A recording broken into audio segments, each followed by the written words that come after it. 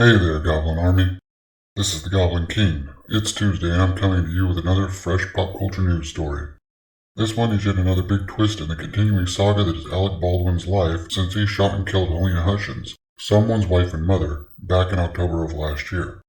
This story comes to us from the New York Post, a nominally reliable news source that has brought us some very interesting stories in the past. This particular one concerns a brand new wrongful death lawsuit brought against Baldwin and other members of the Rust team by Helena Hutchins' own family this time. This, as I said, is a rather big twist in the ongoing drama. While formally bringing their suit against Baldwin down in New Mexico, the Hutchins family also released computer-animated footage of the shooting. The 10-minute CGI film shows the events just before, during, and after the shooting which took Mrs. Hutchins' life. I'll go ahead and show you a little bit of that now.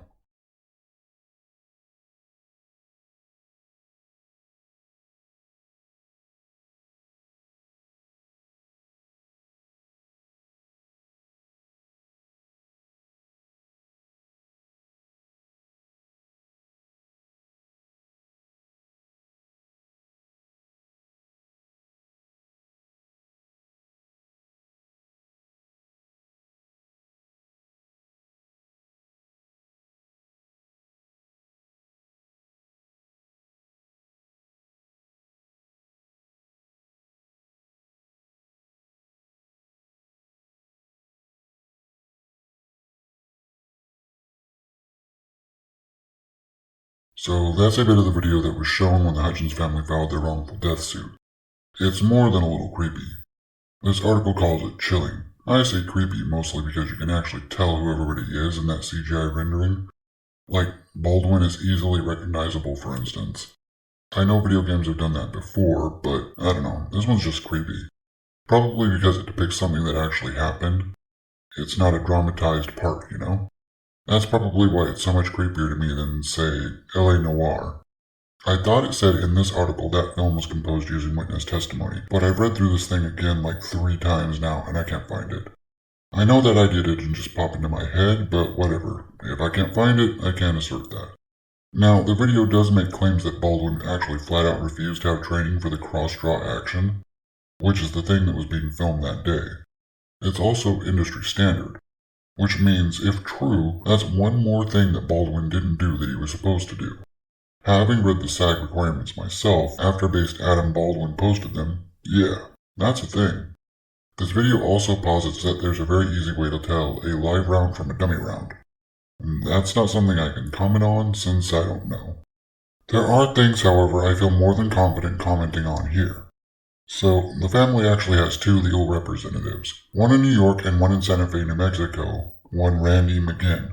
One of the things she asserts is that a jury in Santa Fe would be able to understand the ins and outs of gun use. Okay, fair enough. Then she goes on to state, quote, "They're used to guns, and they are real cowboys in Santa Fe," unquote. Okay.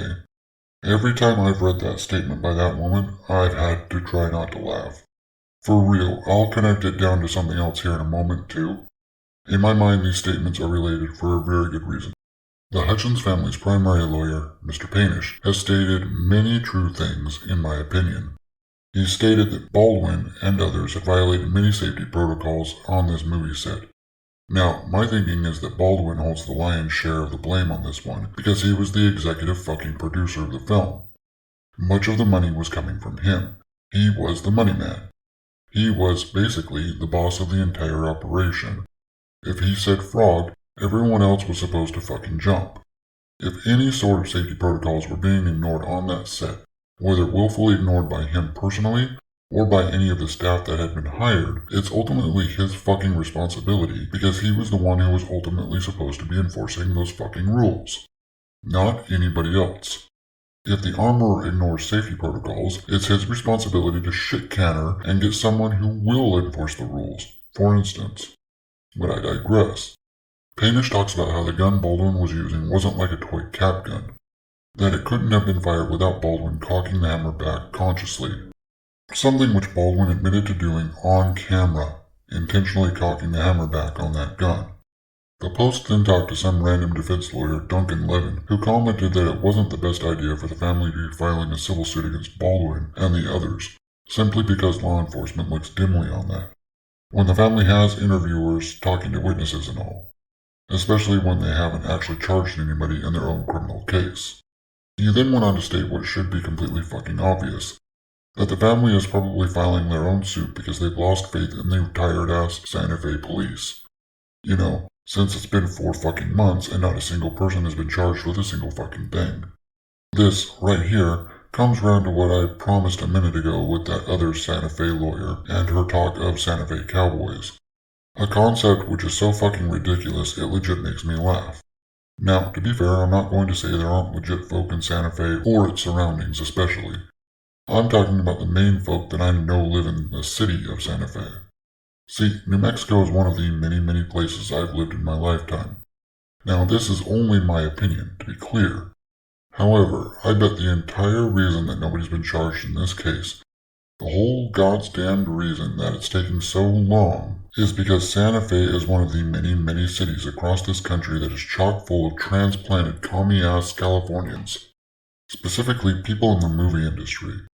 Santa Fe is about as part of and has about as much to do with New Mexico as Portland is a part of Oregon, Seattle is a part of Washington, Denver is a part of Colorado, Austin is a part of Texas, New Orleans is a part of Louisiana, or Atlanta is a part of Georgia.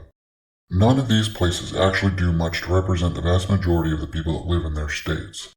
Santa Fe is no different. When that woman talks about Santa Fe being full of cowboys, it just makes me want to laugh out loud. Santa Fe hasn't had any real cowboys since the first Californian moved there and brought every one of their commie-ass beliefs with them. The rest of New Mexico you can make that case and that argument for. Santa Fe?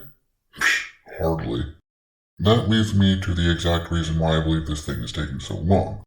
It's quite simple.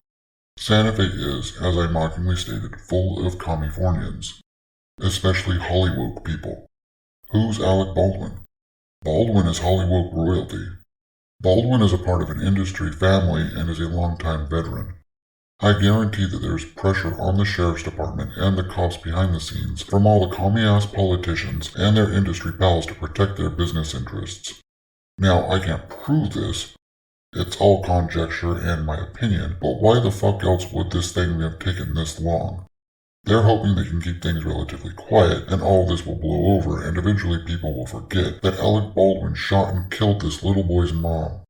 They don't care about that though. Again, I'm going to stress, all of this is just conjecture and just my opinion.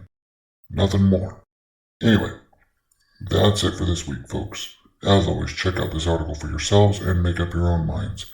These are all, once again, just my opinions. Let me know what you thought in that handy comment section down below there. And while you're down there, join the Goblin Horde by crushing those shiny buttons. I'll see you all tomorrow for another news story and a barbaric movie review. Lates.